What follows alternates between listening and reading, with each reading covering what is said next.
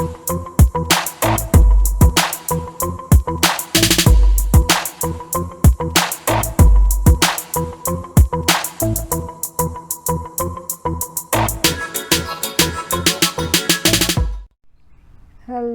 everybody, welcome to this beautiful Monday. It's just gorgeous out here, a little hot but not too bad.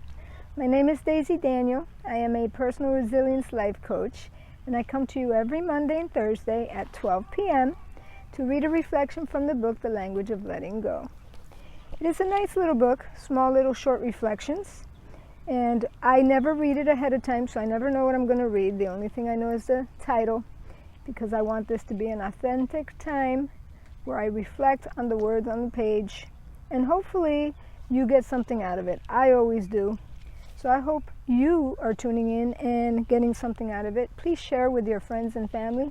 You never know what little things that are said could help someone, help their trajectory actually in life. I know there have been many times where either I've heard a speaker or heard an author or heard something at church or from another person, and they don't necessarily know, but what they said was very instrumental in me making some major changes in my life. So be open to sharing these reflections with other people, because it could very well help them as well. All right, today's reflection is entitled Solving Problems, and we are on page 134 of Melody Beattie's book, The Language of Letting Go. All right, let's get going with this. Shame is the first feeling that strikes me whenever I or someone I love has a problem, said one recovering woman. Many of us were raised with the belief that having a problem is something to be ashamed of.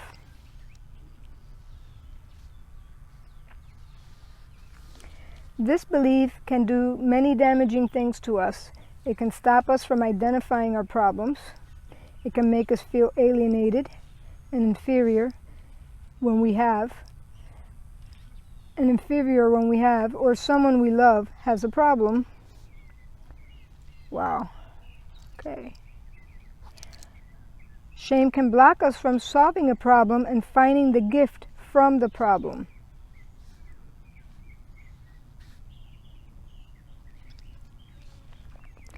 Problems are a part of life, so are solutions.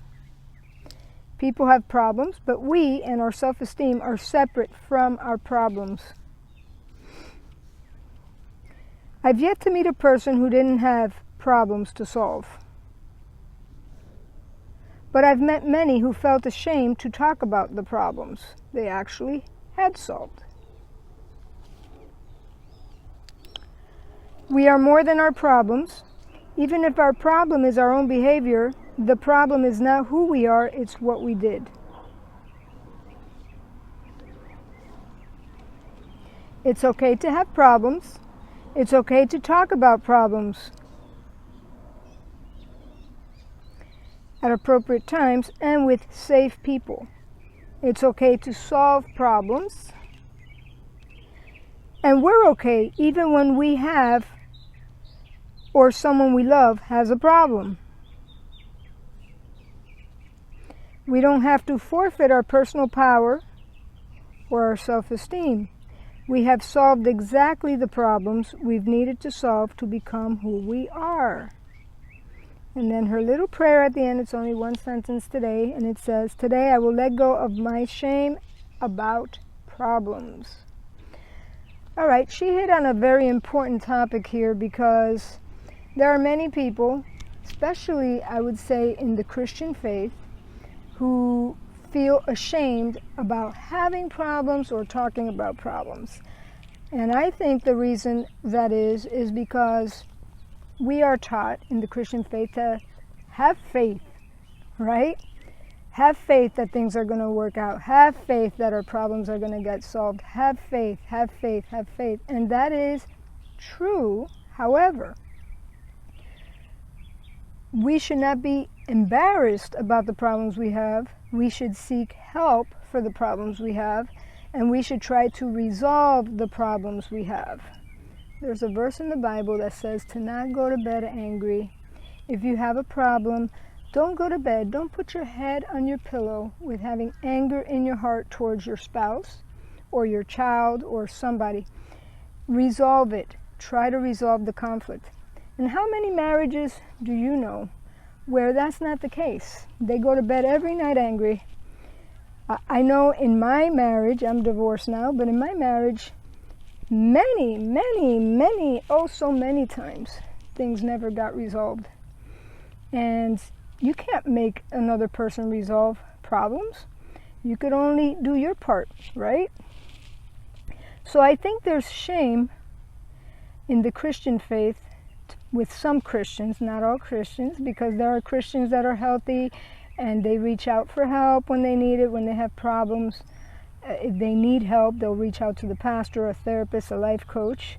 But there are some who don't think that's a biblical concept. In other words, God will solve our problems.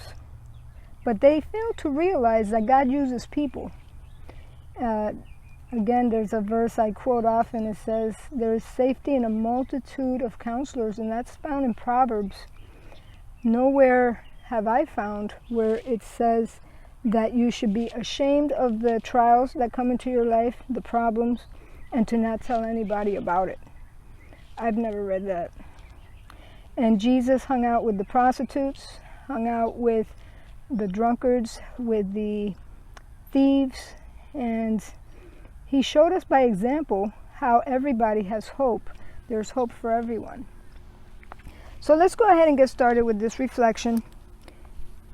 She starts off quoting someone, a recovering woman who is not named. And this recovering woman said, "Shame is the first feeling that strikes me whenever I or someone I love has a problem." All right, maybe this person was raised in a home where you were not allowed to share your feelings. You were not allowed to talk about how you felt. If you cried, your mother or father would say, "Hey, suck it up. Why are you crying? I'll give you something to cry about. You want to cry? Okay, I'll give you something to cry about." Who knows? But there's shame involved with acknowledging that you have a problem, reaching out for help. I did not go for therapy until year 18 of my marriage. I was married 23 years, separated at year 19. That is a very long time to go without any form of counsel, any form of help from anyone from the outside. But that was not allowed in my home. Okay, that was looked down upon. That was having a lack of faith, not trusting God, that God's going to work out the problems, God's going to heal whatever needs to be healed. You know, even serious things, which I will not get into, were overlooked and ignored. And, you know, we have a responsibility before God to make things wrong right. And if the person you're with, the people you live with, can't do that, you have to do it for yourself. Whatever it takes. And, you know, in my marriage, I had to make some very tough decisions that didn't go over very well. And that is why I am currently divorced. I sought the divorce, but nevertheless, there could never be reconciliation because this was one of the reasons we couldn't solve our problems. Many problems, and we couldn't solve it. Not even therapists could help us. So the therapist we went to anyway. And that leads me to another point. Be careful who you seek counsel from. Not everyone who's a certified therapist is a good therapist. Not every life coach is a good coach. Make sure you do your homework, and even when you do your homework, you could still end up with some weirdos. You know, that happens. But do your diligence to find someone who knows what they're doing and knows what they're talking about.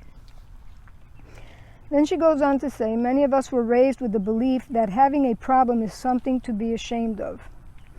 How many of you have relatives, have family who to this day cannot talk about problems, cannot talk about things that happened in the past? And if they do, they get very defensive. They think you're accusing them. They think you're making them feel bad.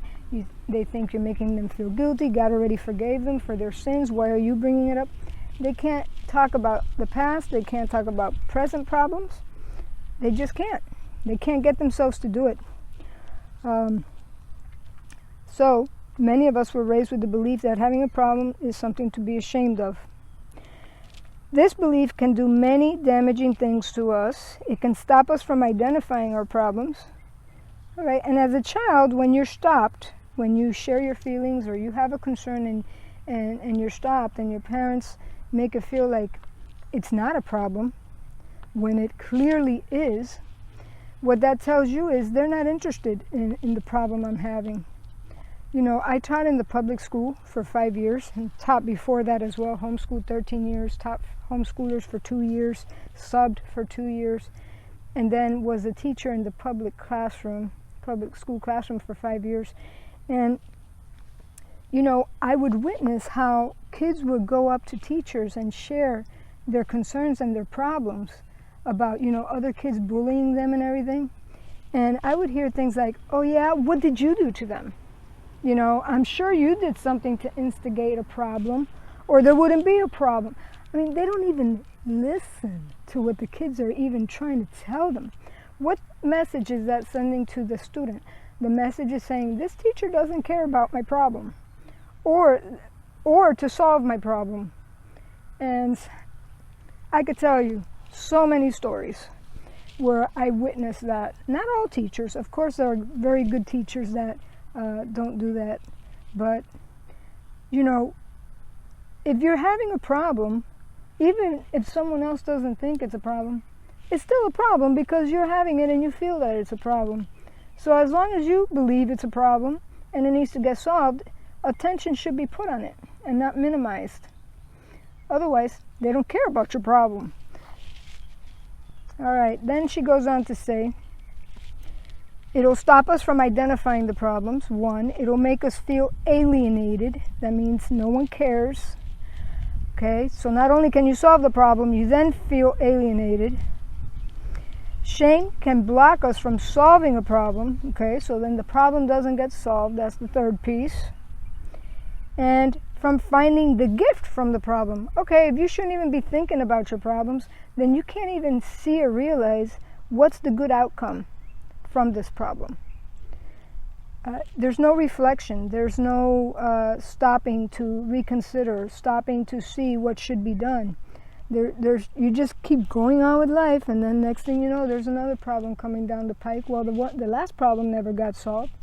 And, you know, if you're living with someone who could care less about your problems, then all those problems keep getting stacked one on top of the other. Before you know it, you're very angry, you're very bitter. And that's because nothing was solved. When God all along said, don't go to bed angry, you know, resolve your problems. Don't put your head on your pillow until you resolve them. All right. Then she goes on to say, problems are a part of life, so are solutions. You know, if you have a problem and you're a Christian, it does not mean you don't have faith. You know, it's just like, for example, I have a little sister with Down syndrome, and when she was born, there were some Christians who wanted to like rebuke the disability from her and stuff like that. It really was sad to see. Like it was something to be ashamed of, like it's something that should be healed, like it's something like she's broken. When she wasn't. God allowed her to be born that way. End of story. And when we have problems, we shouldn't think that should be embarrassing. I know I talk about very sensitive topics. Even these reflections are hard for some people to hear because it triggers them. It triggers their past. It triggers their present. And they just can't handle it. They rather just not hear it. They rather desensitize and go binge on Netflix. But, you know, no problem will ever get solved unless you face it. It just won't. It will just continue. It'll grow.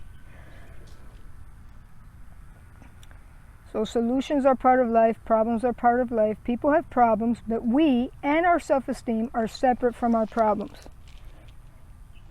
Don't identify who you are with your problems, you know. It's just something you're going through that you're going to get through. With God's help, with the help of your support team, with the help of counseling.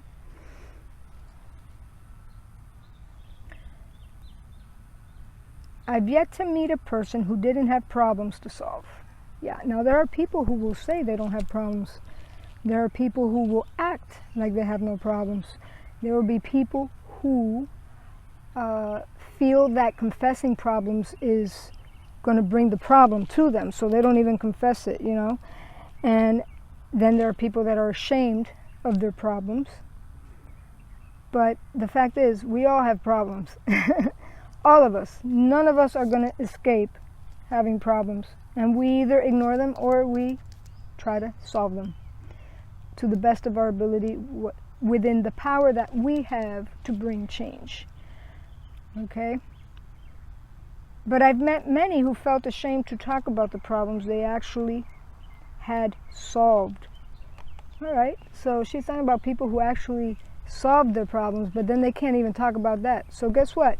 No one hears the testimony of how God helped them overcome, how they got from point A to point B, because they're ashamed to talk about it. They're ashamed to talk about past abuse. They're ashamed to talk about stuff they've done. They're ashamed, you know, and one of the things in 12 Steps, which is a hugely successful recovery program, is that you have to confess, you know, what you've done. You have to confess it to people. You have to come to terms with those things, what your role was in the problems you're having, because it takes two people to tango, and it, you know, there might be one person with a much higher percentage involvement in the problem, but you have a part to play in it too. So let's not be embarrassed. Right here, I provide for you a platform every Monday and Thursday to talk about difficult things, to reflect on these things in your own life. Guys, I'm doing this for me and also as a byproduct for you. But, you know, the teacher always learns more than the student. So I do these reflections for me because I have been a codependent, and the last thing I want to do is continue to be a codependent or get into another codependent relationship. So that's not going to happen. So I will continually be learning forever till I die. All right, next part here. We are more than our problems. Yes, amen. Even if our problem is our own behavior, the problem is not who we are, it's what we did, okay? And that's the difference between shame and guilt. Guilt is when you actually do something wrong and you know it and you feel guilty. Shame is like you take it internally. You feel that you are broken. Something's wrong with you. You're ashamed of something. It's different. It's okay to have problems. It's okay to talk about problems at appropriate times and with safe people. Again, be careful who you share your problems with. You know, I have always been a very trusting person, always. I've lost a lot of trust in the past 7 years. Just seeing, you know, the reaction of different friends, the reaction of different family members, and there are people I used to trust that I absolutely do not trust anymore. But yet, we have to learn to trust people. So that's something I'm learning to do. And it's something you feel, right? It's something you feel. So when you go to a therapist, you go to a life coach and interview them, ask them questions, see how you guys get along, see if they understand even what you're telling them, and see if it's worth your time and money. Safe people. And we're okay even when we have or someone we love has a problem. We don't have to forfeit our personal power or our self-esteem. We have solved exactly the problems we've needed to solve to become who we are. You know, problems will always be part of our life. There's on this side of heaven, we're going to have problems. And, you know, it's good when you have friends and you have a support system that could help you through those problems. But let's say you don't. You have yourself and you have God. And right there, that's a majority. So you're already doing well if you have that. Now, if you just have yourself and you're relying on yourself, then it's going to be tough. It's going to be tough. But you and God are a majority, and then anyone else that God brings in your sphere of influence to be part of your support system is just icing on the cake. You know, and God will absolutely help you with all your problems. There's not one problem that He cannot help you with. And He will solve them at the right time, in His timing and when He sees fit. How He sees fit to solve it, not the way we want it solved. Okay? There are many prayers that I have prayed that God has answered. And I'm going to do videos about them. I'm going to share the wonderful answered prayers that God has answered. But there are some that He has not answered. And He knows why He has not answered them. And it's in my best interest that what I'm praying for, I don't get at the moment because it's not the right time to get it. All right, here's her prayer at the end. Today I will let go of my shame about problems. Let's start being authentic people. Let's stop being fake. You know, Facebook is filled, Instagram is filled with fake people.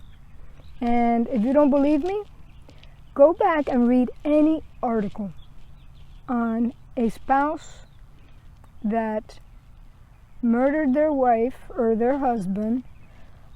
Read the article where there has been domestic violence in the form of physical abuse, because there's many different types of domestic violence.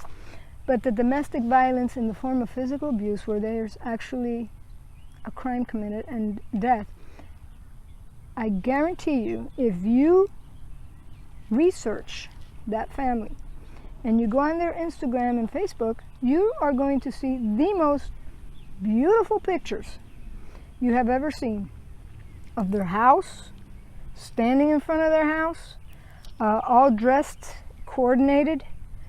Professional photographers took these pictures. Happiness, joy, just amazing pictures. And when the crime occurs, everybody's like, oh, you're kidding me. That's like the last thing I would have ever imagined. Why? Because some people cannot get to talk about what's happening to them. They're so ashamed. And there should not be shame. No shame.